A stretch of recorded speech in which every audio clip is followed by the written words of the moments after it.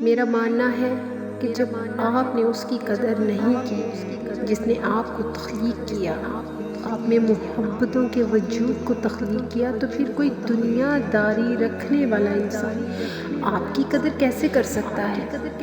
کبھی ہو ہی نہیں سکتا۔ السلام علیکم ورحمۃ اللہ وبرکاتہ۔ یاد رکھیے گا، کسی بھی رشتے میں اپنی عزت کو اولین ترجیح دیجیے گا۔ اگر آپ نے کسی بھی رشتے کو قائم رکھنے کے لیے اپنی ذات کے ساتھ ساتھ اپنی عزت کو بھی گرا دیا نا، تو آپ اپنی عزت کو ختم کرنے کے ذمہ دار خود ہیں۔ کبھی بھی ایسے رشتوں کا انتخاب مت کیجیے جو آپ کی عزت سے زیادہ اپنی ذات کو اہمیت دیتے ہیں۔ ایسے لوگوں کو اپنی عزت کی دھجیاں اڑانے کی اجازت مت دیں۔ ایسے لوگوں کو اپنی ذات اور اپنی عزت کے گرد جو آپ کی ایک باؤنڈریز ہے نا، ان کو کراس مت کرنے دیں، کیونکہ جس دن ان لوگوں نے آپ کی عزت کی حدیں پار کر لی نا، اس دن یہ لوگ آپ کو ٹھکرا کر چلے جائیں گے۔ انسان کے اندر ایک تجسس کی فطرت ہے، ایک فطرت ہے، وہ کسی بھی رشتے کو جب تک پا نہیں لیتا اس رشتے کے لیے وہ جستجو کرتا ہے۔ جب وہ اس رشتے کو پا لیتا ہے نا، تو پھر وہ فطرتاً نفس کی رغبت سے اور شیطان کی اجارہ دری سے، کیونکہ شیطان بہرحال آپ کے خون میں شامل ہے، وہ آپ کی عزت کی حدوں کی طرف آتا ہے۔ حدوں کی طرف آنا کیا ہوتا ہے کہ آپ اس کی محبت میں اپنے آپ کو اتنا گرا لیتے ہیں کہ وہ آپ کی عزت کی حدوں کو پار کر کے جب آپ تک پہنچ جاتا ہے اور دیکھ لیتا ہے کہ یہ انسان جو خود اپنی عزت کا پاسدار نہیں ہے، یہ میری عزتوں کی پاسداری کیا کرے گا؟ وہ آپ کو روندتا ہوا چلا جاتا ہے، وہ آپ کو ٹھکراتا ہوا چلا جاتا ہے۔ ایسے لوگوں کو اپنی عزتوں پر اجارہ دری قائم کرنے کی اجازت کبھی مت دیں۔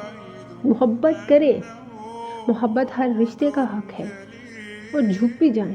اگر کہیں لگے کہ اس رشتے کو بچانے کے لیے مجھے جھکنا ہے تو جھکیں بھی، مگر اتنا مت جھکیں کہ سامنے والا آپ کے اوپر پاؤں رکھ کر آپ کی عزت کو ٹھوکر مار کر آپ کو ٹھکراتا ہوا چلا جائے۔ اتنی اجازت مت دیں، کیونکہ یاد رکھیے گا، یہ لوگ جب آپ کی عزت کے اوپر پاؤں رکھ کر کھڑے ہوتے ہیں نا اور آپ کی زندگی کو ٹھوکر مارتے ہیں،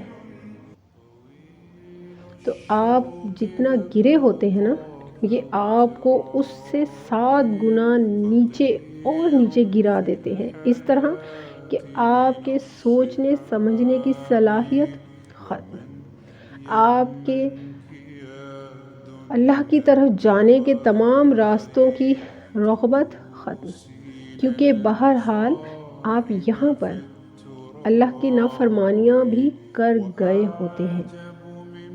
سوچیں گے سمجھیں گے تو راستے سبھی آپ کے سامنے ہیں۔ ایسے لوگ آپ کے اندر سے جینے کی چاہ ختم کر دیتے ہیں، کیونکہ آپ نے خود ایک بہت بڑا غلط عمل کرتے ہوئے اگلے انسان کو اتنی اجازت دے دی ہوتی ہے کہ وہ خود بھی بہرحال اللہ کے نافرمانوں میں ہی شمار ہوتا ہوگا، جو اس طرح سے آپ کے اوپر حکمرانی حاصل کرنے کے باوجود بھی ایک ظالم حکمران کی طرح آپ کو روندتا ہوا، ظلم کرتا ہوا، ٹھکراتا ہوا چلا جاتا ہے۔ تو ظاہری سی بات ہے، پھر آپ کے اندر سے بھی تو وہی چیزیں سامنے آئیں گی جو وہ آپ کو دے کے جائے گا، یعنی کہ آپ اپنے خساروں کے مالک خود ہیں۔ یاد رکھیے، ایسے لوگوں کو اپنی زندگی میں شامل مت کریں، ایسے لوگوں کو اپنی زندگی سے نکال دیں ان لوگوں کو چھوڑ دیں، ان لوگوں کی فکر کرنا چھوڑ دیں، حتیٰ کہ ان لوگوں کو ایسی باتوں، ایسی چیزوں کا احساس دلانا بھی چھوڑ دیں کہ یہ آپ کی زندگی میں کس قدر اہم ہے۔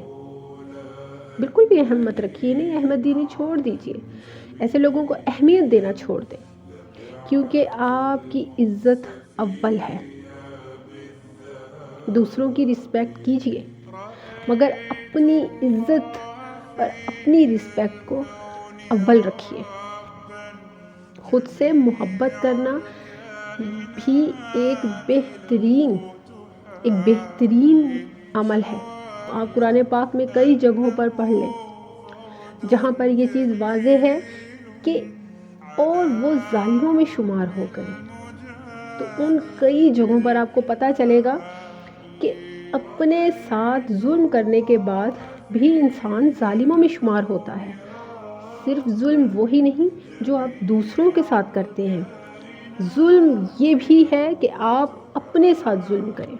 تو یہ بھی ایک بہت بڑے ظلم میں شمار ہوتا ہے کہ آپ نے خود پر بھی ظلم کیا. تو خود پر ظلم نہ کریں تاکہ دوسرے آپ پر ظلم نہ کر سکیں. آپ خود پر ظلم کرتے ہیں تو ہی دوسرے آپ پر ظلم کرتے ہیں. اللہ سبحانہ و تعالیٰ سے ایسی تمام برائیوں اور تمام اعمال کی پناہ مانگا کریں جو آپ کو نہ صرف خساروں کی طرف لے کے جائیں بلکہ اللہ کی نافرمانیوں کی طرف لے کے جائیں. اللہ سبحانہ و تعالیٰ آپ سب کو خیر و برکت سے جوڑے. مجھے دعاؤں میں یاد رکھیے گا. جزاک اللہ خیر و بارک اللہ فیک.